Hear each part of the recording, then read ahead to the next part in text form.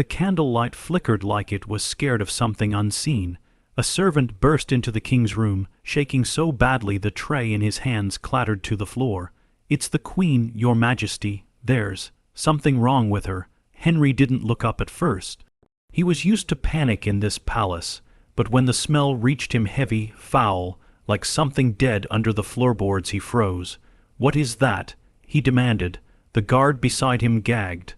When Henry stepped into Anne's chamber, every woman in the room bowed low, faces pale. Anne sat upright on her bed, her hair tangled, her eyes wide open but empty.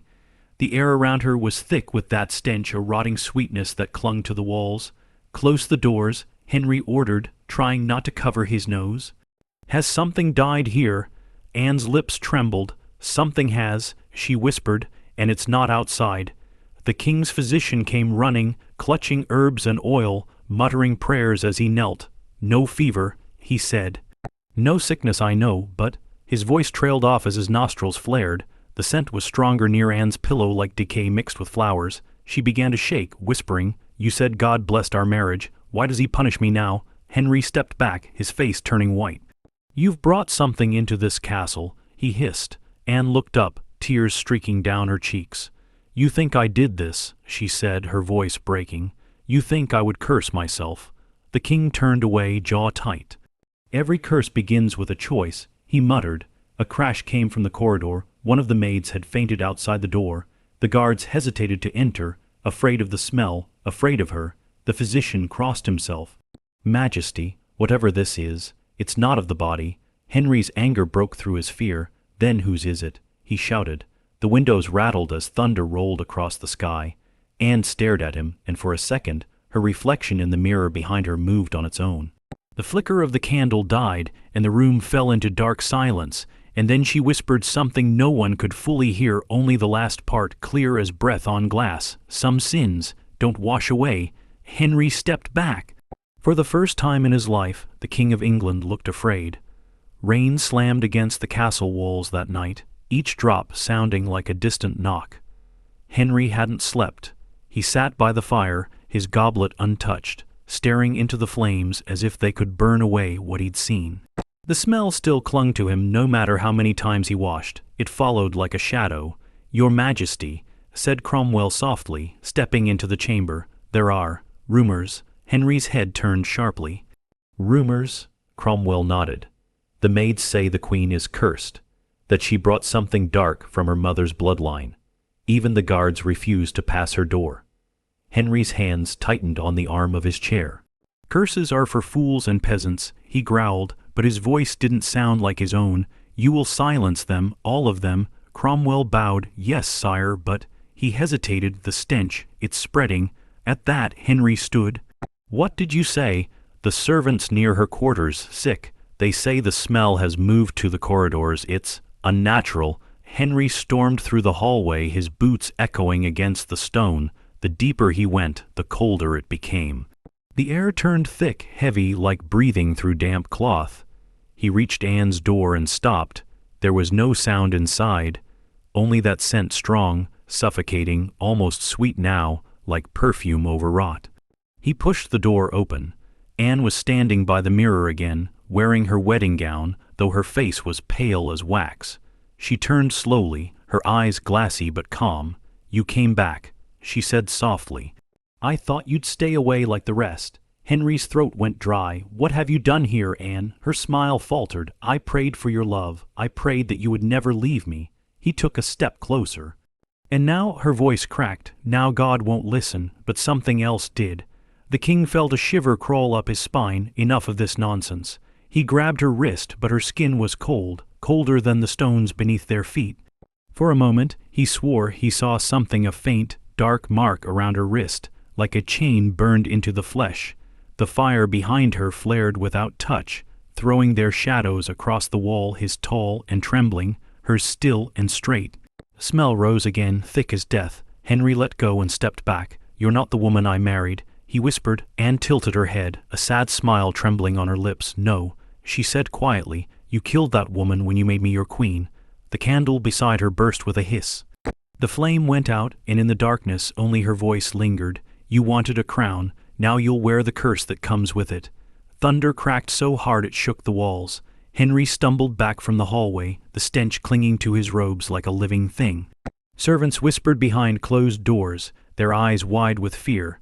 One of them, pale and trembling, finally spoke. "Majesty, it's following you, even outside her room, the air itself." Henry spun toward the voice, fists clenched. "What do you mean?" The boy swallowed hard. It doesn't stay in one place, wherever she's been. It spreads. People who touch her, or even pass near her, they faint, or worse, scream."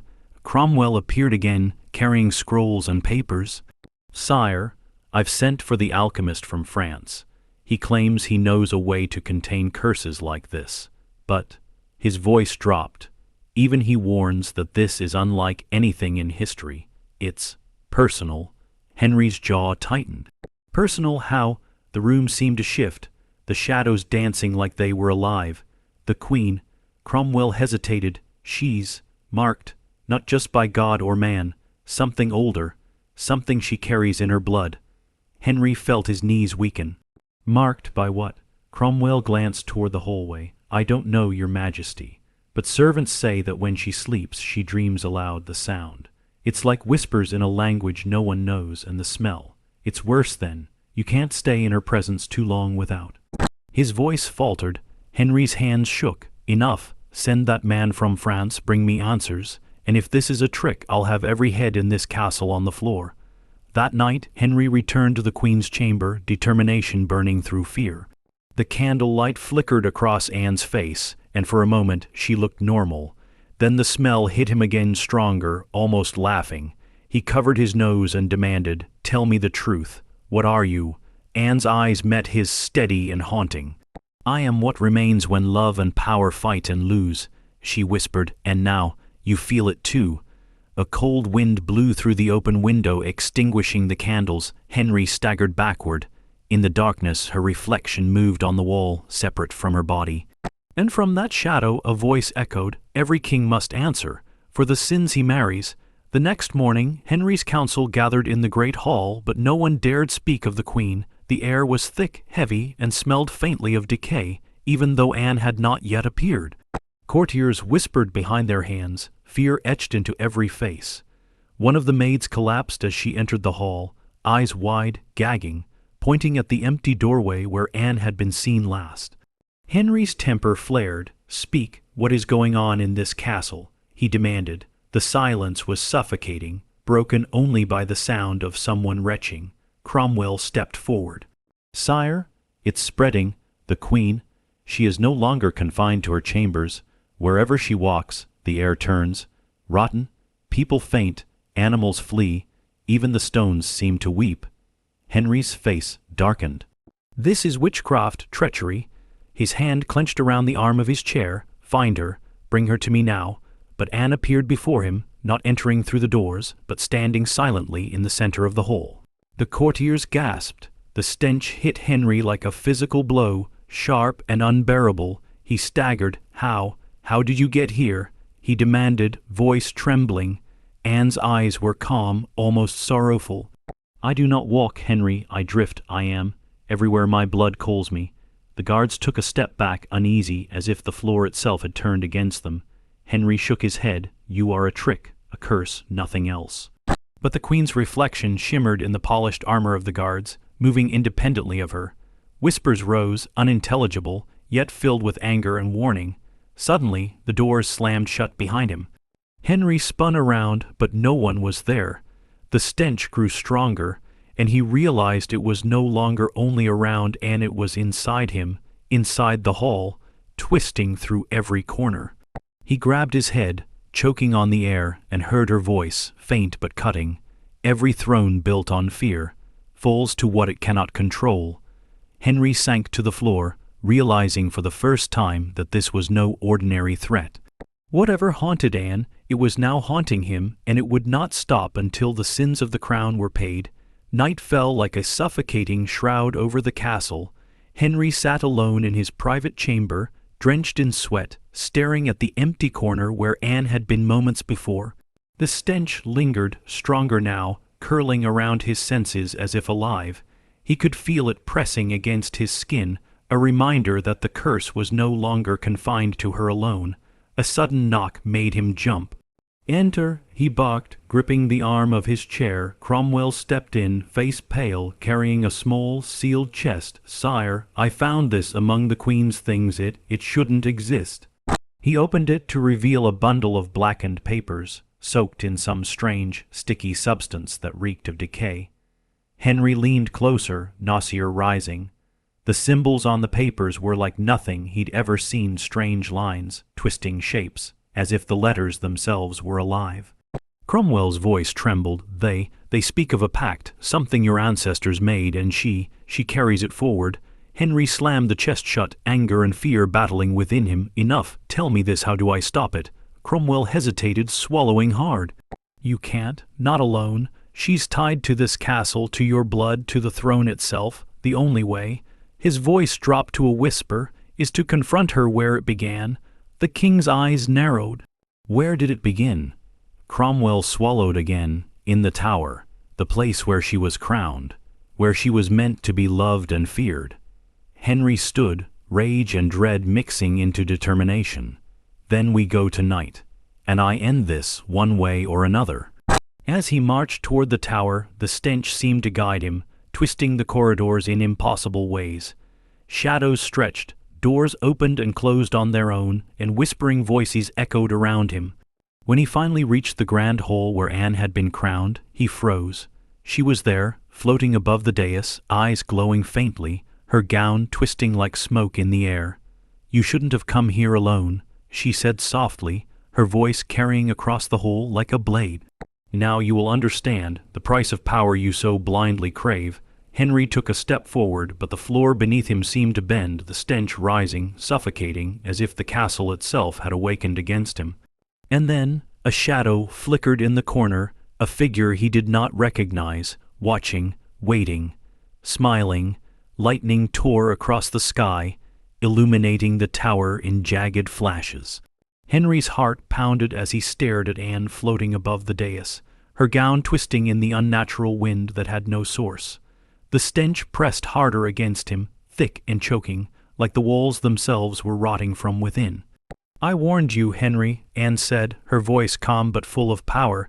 "You cannot control what you cannot see." Henry lunged forward, fists raised, but the floor seemed to ripple like water beneath him.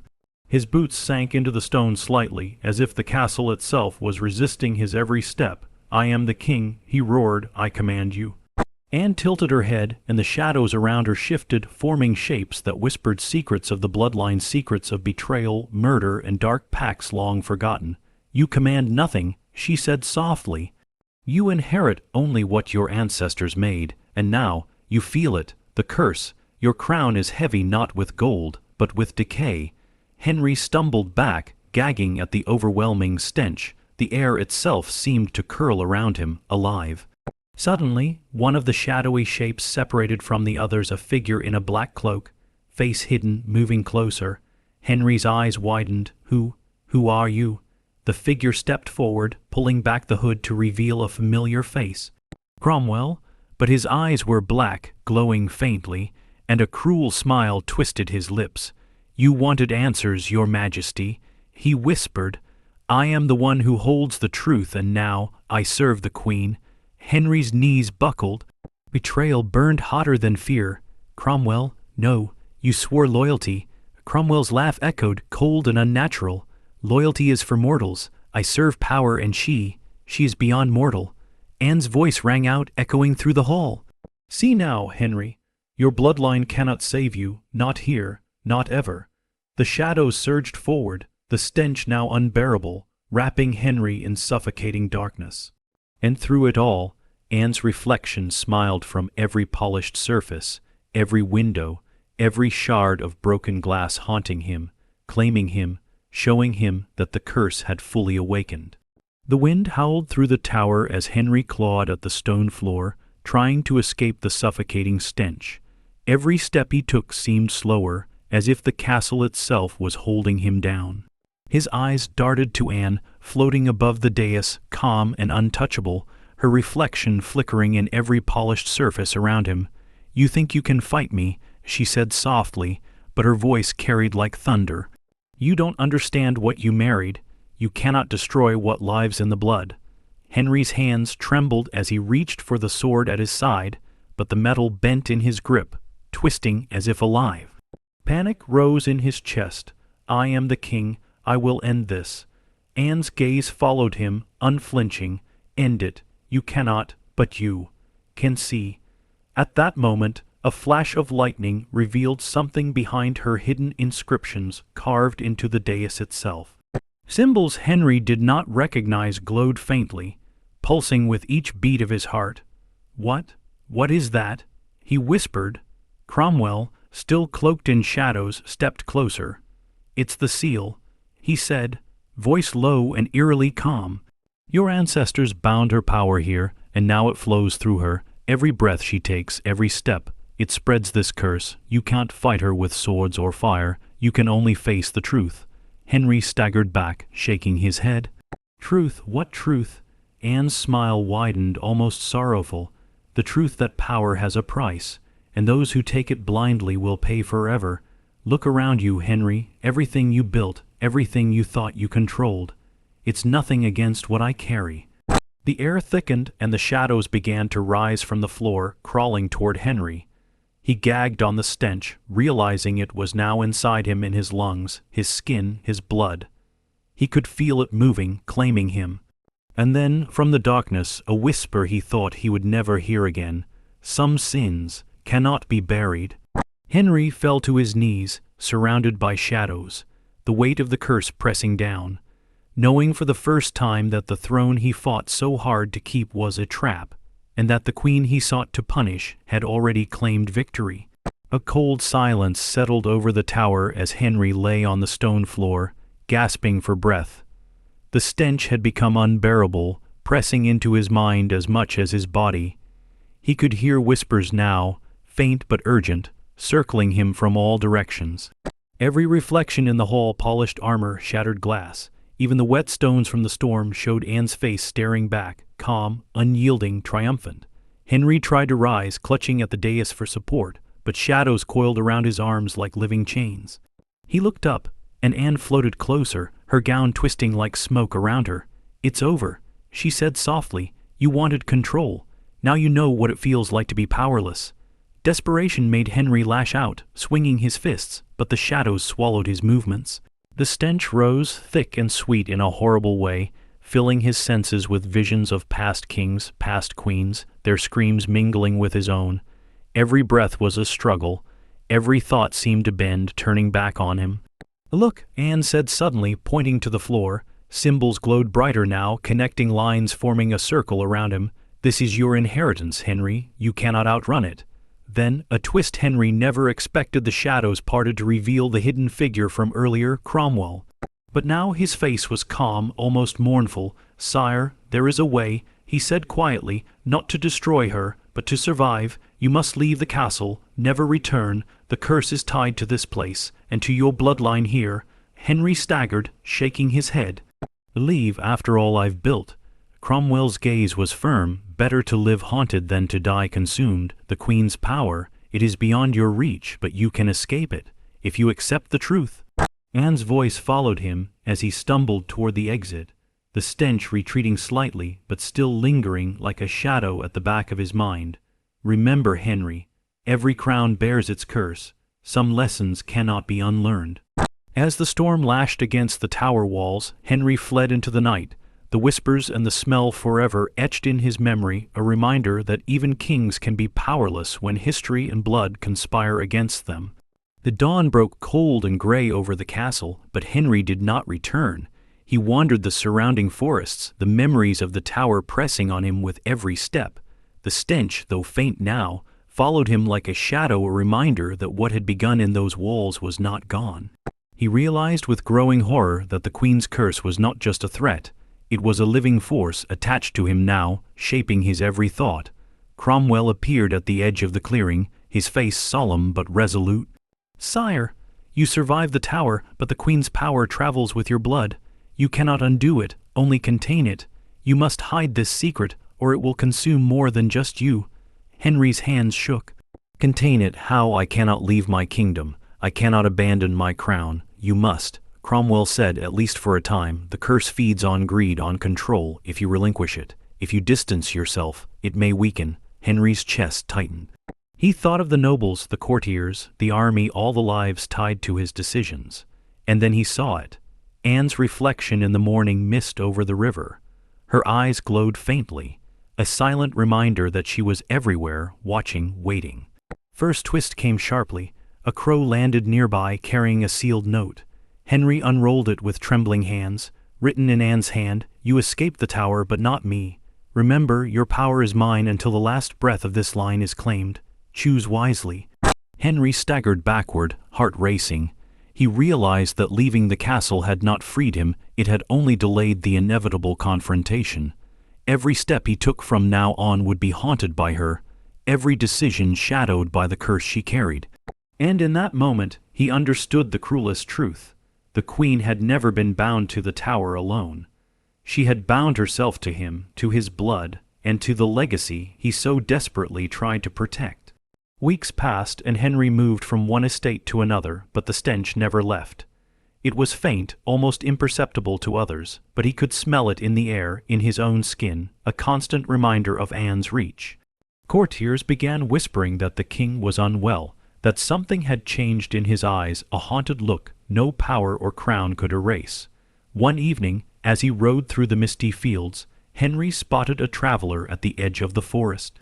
The figure bowed low. "Your Majesty," he said, "I bring news from the tower." Henry's heart raced. "Speak," he demanded, gripping the reins tightly. "The Queen, she has disappeared," the man said quietly.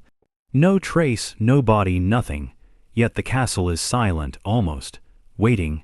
Henry felt a cold dread. Disappeared? How? Where could she? The traveler held up a small, dark vial. "This was left behind in her chambers. It smells unnatural. I dare not open it." Henry took it in his hand and the stench flared, strong enough to make him gag. His knees buckled as the realization struck him. Anne had not been destroyed, had not been captured, had not been bound. She had transcended the tower, moving freely through shadow and time, leaving pieces of her power wherever she walked. He whispered, voice trembling, "She's still alive, somehow." And then the first major twist hit. The vial cracked in his hand, releasing a cloud of the foul scent that seemed to crawl into his thoughts. He saw visions of Anne's smile, the tower, and shadows moving across the lands he ruled. Every step he took from now on would be under her silent, watching gaze.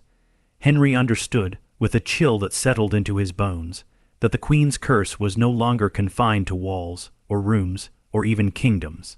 It was bound to him, to his blood, to his life until the very end. Henry returned to his private chambers, but the walls felt tighter, the shadows longer. Every reflection, polished armor, glass, even the brass of his goblet showed Anne's face staring back at him, calm and knowing. The stench followed him into the night, whispering secrets he could not unhear, secrets of the tower, of power, and of blood that tied them together forever.